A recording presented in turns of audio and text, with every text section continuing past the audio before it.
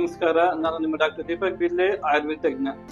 ಆಯುರ್ವೇದ ಹಾಗೂ ನೈಸರ್ಗಿಕ ಚಿಕಿತ್ಸೆಗಳ ಬಗ್ಗೆ ಇನ್ನಷ್ಟು ತಿಳಿದುಕೊಳ್ಳಲು ಲೈಕ್ ಮಾಡಿ, ಶೇರ್ ಮಾಡಿ ಹಾಗೂ ಬಿಲ್ಲೆ ಆಯುರ್ವೇದಿಕ್ ಚಾನೆಲ್ಗೆ ಸಬ್ಸ್ಕ್ರೈಬ್ ಮಾಡಿರಿ.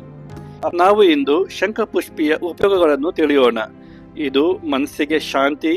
ಶಂಖಪುಷ್ಪಿ ತಿನ್ನುವುದರಿಂದ ಮಾನಸಿಕ ಒತ್ತಡ ಕಡಿಮೆ ಮಾಡುತ್ತದೆ, ಸ್ಮರಣೆಯ ಶಕ್ತಿ ಹೆಚ್ಚಿಸುತ್ತದೆ, ಮಕ್ಕಳಿಗೆ ಮತ್ತು ವಿದ್ಯಾರ್ಥಿಗಳಿಗೆ ಉಪಯುಕ್ತವಾಗಿದೆ, ನಿದ್ರೆ ಉತ್ತಮವಾಗುತ್ತದೆ, ಇನ್ಸೋಮ್ನಿಯಾ ಇರುವವರಿಗೆ ಸಹಾಯವಾಗುತ್ತದೆ, ಮೆದುಳಿನ ಆರೋಗ್ಯ, ಮೆದುಳಿಗೆ ಶಕ್ತಿ ನೀಡುತ್ತದೆ ಮತ್ತು ಮೌಲಿಕ ಚಿಂತನೆ ಬೆಳೆಸುತ್ತದೆ, ಮನೋವಿಕಾರಗಳಿಗೆ ಔಷಧಿಯಾಗಿದೆ.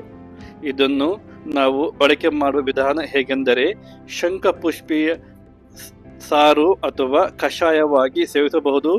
ಇದನ್ನು ಬ್ಲೂ ಟೀ ಆಗಿ ಸಹ ಸೇವಿಸಬಹುದು. ಮಾರುಕಟ್ಟೆಯಲ್ಲಿ ಶಂಖಪುಷ್ಪಿ ಸಿರಪ್ ಅಥವಾ ಪುಡಿಯ ರೂಪದಲ್ಲಿ ಲಭ್ಯವಿದೆ. ದಿನದಲ್ಲಿ 1 ಅಥವಾ 2 ಸಾರಿ ಇದನ್ನು ಸೇವಿಸಬಹುದು.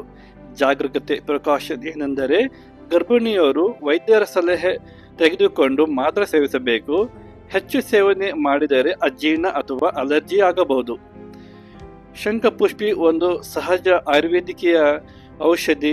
ಮನಸ್ಸಿಗೆ ಶಾಂತಿ, ನೆನಪಿಗೆ ಬಲ ನೀಡುವ ಇದು ಉತ್ತಮ ವೈದ್ಯರ ಸಲಹೆಯೊಂದಿಗೆ ಬಳಸಿದರೆ ಉತ್ತಮ ಫಲಿತಾಂಶವನ್ನು ನಾವು ಕಾಣಬಹುದು.